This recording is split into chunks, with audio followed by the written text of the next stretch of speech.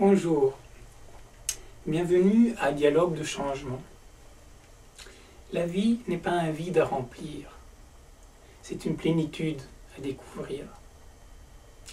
Aujourd'hui, j'aimerais partager avec vous quelques pensées de Pierre Joliot, tirées de son livre « La recherche passionnément », et qui illustrent que la recherche est une activité dans laquelle l'intuition, le plaisir, le jeu jouent un rôle très important.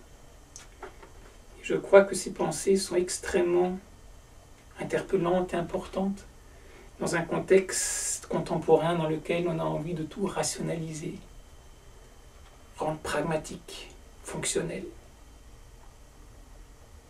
Car avant tout, la recherche n'est-elle pas une action de créativité? Voici donc ce que nous dit Pierre Joliot. Une démarche créative suppose de privilégier, au moins transitoirement, une approche intuitive par rapport à une approche logique, rarement capable de générer des idées nouvelles. Quels que soient les domaines de la science, la démarche logique doit intervenir a posteriori pour valider ou rejeter une idée originale. Même dans le domaine des mathématiques où la rigueur joue un rôle essentiel, Henri Poincaré privilégiait la démarche intuitive comme seule capable de faire progresser la connaissance. L'importance et les limites du rôle joué par la logique dans les mathématiques, comme dans l'ensemble des sciences, me paraissent être parfaitement résumées par cette phrase lapidaire d'un autre mathématicien de renom, André Weil. La logique est l'hygiène des mathématiques, elle n'en est pas l'aliment. La recherche, pratiquée comme une activité créatrice, comporte nécessairement un caractère ludique. Elle impose une didactique subtile où alternent phases d'interprétation et de théorisation, périodes de conception et de réalisation d'expériences destinées à tester la validité d'un modèle. Enfin, les réponses apportées par la nature sont souvent inattendues et relancent aussitôt le processus de réflexion et d'interprétation. Il s'agit là d'un véritable jeu de pistes qui consiste à découvrir l'énigme posée par la nature. Opposer les mérites respectifs des approches théoriques et expérimentales dans le processus de création scientifique me paraît un faux débat. On constate que les grands théoriciens ont toujours su appréhender et mettre à profit les richesses de l'expérience. De même, une approche expérimentale coupée de toute tentative d'interprétation se révèle le plus souvent stérile. Les mesureurs dont l'ambition se limite par exemple, à améliorer de quelques décimales la précision d'une mesure, sont rarement les découvreurs. Une confrontation permanente entre théorie et expérience est une condition nécessaire à l'expression de la créativité. À chacun d'entre nous de privilégier, en fonction de ses goûts et de ses aptitudes, l'une ou l'autre de ces démarches qui ne doivent jamais s'ignorer. En ce qui me concerne, je prends un plaisir toujours renouvelé à découvrir les figures complexes et inattendues qui s'affichent sur l'écran de mon ordinateur et qui traduisent d'une manière symbolique les multiples réactions se produisant au sein de l'appareil photosynthétique, objet de mes investigations. J'ai essayé de résumer le message essentiel que j'ai reçu de mes parents. La recherche doit avant tout être un jeu et un plaisir. Rien n'excédait plus ma mère que l'image de savants martyrs de la science, souvent donnée de ses parents, Pierre et Marie Curie. J'ai appris que les obstacles ne se franchissent pas en force, mais au contraire en contournant les difficultés, en essayant de multiples voies d'approche et en faisant preuve du maximum de fantaisie. En d'autres termes, en jouant avec le problème posé. Je dois cependant reconnaître que lycéen ou jeune étudiant, ce discours me semblait représenter une vue idéalisée de la science.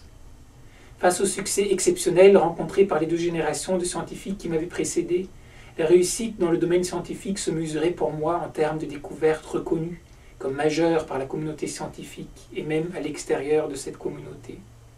Une telle réussite m'apparaissait bien évidemment hors d'atteinte.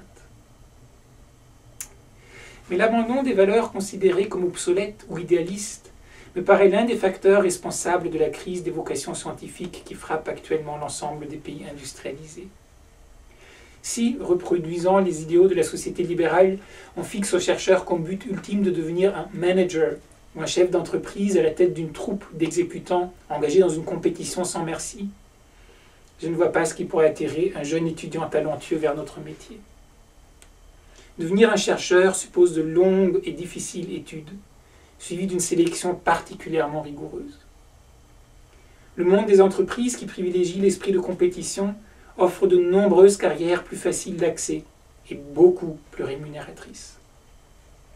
En éliminant de la recherche les composantes ludiques et esthétiques, en d'autres termes, en supprimant la part de rêve qui leur est associée, nous ne pourrons jamais lutter à armes égales pour attirer les esprits exceptionnels. Il est certain que si la vision d'une science pure et désintéressée relève maintenant d'une utopie dépassée, il n'en reste pas moins que l'appât du gain ne représentera jamais la motivation principale du chercheur. La recherche risque de devenir aussi incapable d'attirer l'effort en thèmes tels que les sélectionnent par exemple les concours des grandes écoles que de séduire les personnalités marginales, les artistes, qui privilégieront toujours des valeurs autres que celles qui dominent actuellement dans notre société.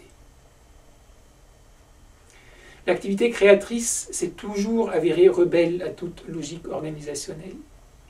Une organisation trop rationnelle de la science, tendant à optimiser le rendement des investissements consentis, peut conduire à une stérilisation de notre appareil de recherche, en éliminant avec une efficacité égale les branches mortes improductives et les personnalités hors normes, et par conséquent difficiles à évaluer. Je tenterai donc de montrer que l'évolution actuelle, qui privilégie l'efficacité et la compétitivité à court terme, peut conduire à la fois à un affaiblissement des capacités d'innovation et de création, et au tarissement d'un recrutement d'excellence. Voici des pensées très importantes, très profondes, qui datent déjà d'une bonne dizaine d'années et qui, me semble-t-il, deviennent de plus en plus importants à se rappeler dans les contextes contemporains. Donc j'espère que ces belles inspirations de Pierre Joliot, tirées de son livre « La recherche passionnément », vous auront inspiré en ce dimanche 29 janvier 2012. Merci.